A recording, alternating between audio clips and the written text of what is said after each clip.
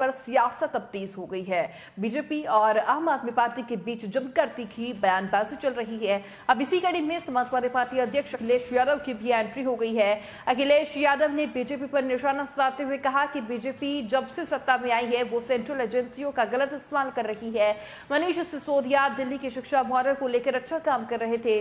विपक्षी नेताओं को टारगेट किया जा रहा है ताकि आने वाले लोकसभा चुनाव को प्रभावित किया जा सके। करने में लगातार काम कर रहे थे और उन्होंने देश के सामने एक मॉडल दिया है। और जिस तरीके का व्यवहार भारतीय जनता पार्टी का रहा है, सरकार का रहा है, लगातार इस तरह के विपक्षी जितने भी नेता हैं उनके खिलाफ जांचें चल रही हैं। जितनी भी संस्थाएं, चाहे इनकम टैक्स हो, चाहे ईडी हो, सीबीआई हो, ये लगाई जा रही हैं जिससे कि आने वाले लोकसभा चुनाव को प्रभावित कर सकें। जनता ये देख रही है क्योंकि बेरोजगारी का इनके पास जवाब नहीं है, महंगाई का जवाब नहीं है और जिस तरीके से देश की संपत्तियां बेची जा रही हैं उसका जवाब नहीं है। आप उत्तर प्रदेश देख लीजिए, यहाँ की गवर्नर उनकी स्पीच में 4% है अनएम्प्लॉयमेंट रेट। बजट स्पीच देख लीजिए, 4% है अनएम्प्लॉयमेंट। इसका मतलब ये हुआ कि उत्तर प्रदेश के 90% से ज़्यादा पढ़ने लिखने वाले नौजवानों को रोजगार या नौकरी मिली हुई है। क्या ये सच है? चरम सीमा पर महंगाई। आप सिलेंडर की कीमत देख लीजिए, दूध की कीमत देख लीजिए, आप दालों की कीमत देख लीजिए, आज जो आटा बिका उसकी कीमत देख लीजिए, घी की कीमत देख लीजिए, हर ज़रूरत चीज़ महंगी हो गई है।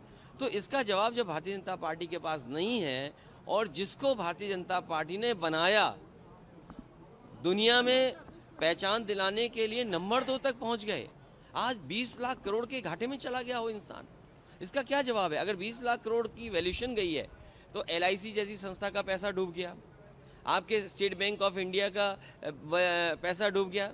अरे हमारे मुख्यमंत्री कितने अच्छे थे, सोचिए। यहाँ पर बिजली विभाग का प्रोविडेंट फंड सरकारी कर्मचारियों का एक प्राइवेट कंपनी में इन्वेस्ट हो गया था, वो प्राइवेट कंपनी डूबी, हमारे मुख्यमंत्री जी ने वहाँ के अधिकारियों को जेल भेज दिया, कंपनी के लोगों को भेज दिया।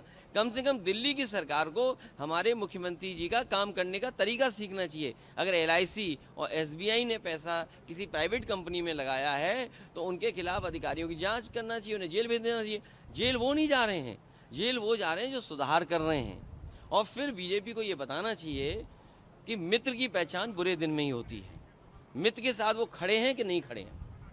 मायावती जी ने ऐसे की प्रोटेक्ट है और हम तब तक अतीक अहमद की बात मेरे पत्रकार साथियों, ये बात आप समझना कौन कौन मिला हुआ है।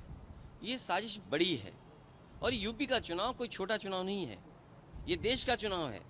इस प्रदेश ने प्रधानमंत्री दिया है, ये प्रदेश प्रधानमंत्री देता है, तो इसलिए साजिश भी बड़ी है, साजिश छोटी मोटी नहीं है।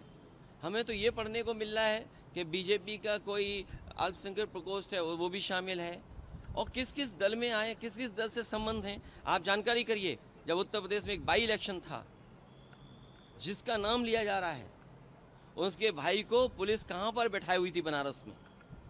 ये बड़ी साजिशें हैं पत्रकार साथियों, आप भी जानते हो कौन किससे मिला हुआ है, क्या तालमेल मिल रहा है। आने वाले चुनाव में मुझे उम्मीद है उत्तर प्रदेश की जनता ऐसे माफिया लोगों को, क्योंकि मुख्यमंत्री ने कहा है कि माफियाओं को मिट्टी में मिला देंगे।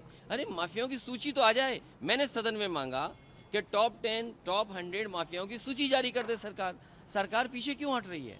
और इस बीच लखनऊ से भी खबर है, जहां BSP विधायक राजूपाल मर्डर केस के मुख्य गवाह उमेश पाल और सरकारी गनर की हत्या का शुक्रवार को मामला सामने आया था। सत्याकांड के बाद BSP चीफ मायावती ने भी अतीक अहमद को